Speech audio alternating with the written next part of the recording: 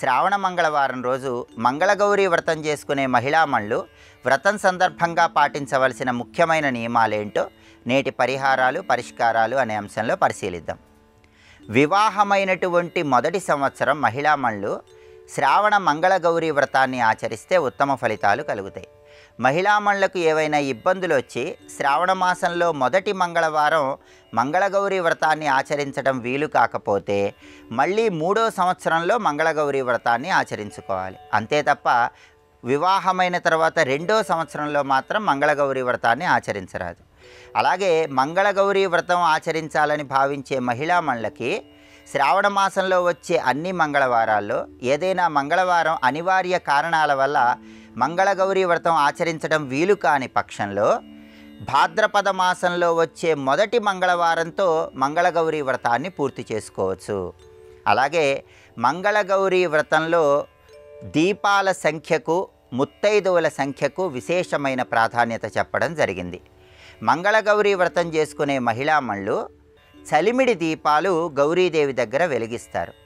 ఈ చలిమిడి దీపాలు వెలిగించటం అనేది ప్రాంతీయ ఆచారాన్ని బట్టి ఉంటుంది. కొన్ని ప్రాంతాలలో 5 సంవత్సరాల పాటు ఒకే సంఖ్యలో చలిమిడి దీపాలు వెలిగిస్తారు. ప్రతి సంవత్సరము కూడా 5 మంది ముత్తైదువులకు వాయినాలు ఇస్తారు. అయితే కొన్ని ప్రాంతాల్లో మాత్రం సంవత్సరానికి 5 చప్పున సంఖ్య పెరుగుతూ ఉంటుంది. అంటే మొదటి సంవత్సరం 5 దీపాలు వెలిగించుకోవటం, 5గురు ముత్తైదువులకు వాయినాలు ఇవ్వటం, 2వ సంవత్సరం 10 దీపాలు వెలిగించుకోవటం, 10 మంది ముత్తైదువులకు వాయినాలు ఇవ్వటం, ఇలా 5వ సంవత్సరానికి వచ్చేసరికి 25 చలిమిడి దీపాలు వెలిగించటం, 25 మంది ముత్తైదువులకు వాయినం ఇవ్వటం అనేటటువంటి ఆనవాయితీ ప్రాంతీయ ఆచారాన్ని బట్టి ఉంటుంది. అలాగే మంగళగౌరి వ్రతం చేసుకునేటప్పుడు బుట్ట వాయినానికి చాలా ప్రాధాన్యత ఉంది.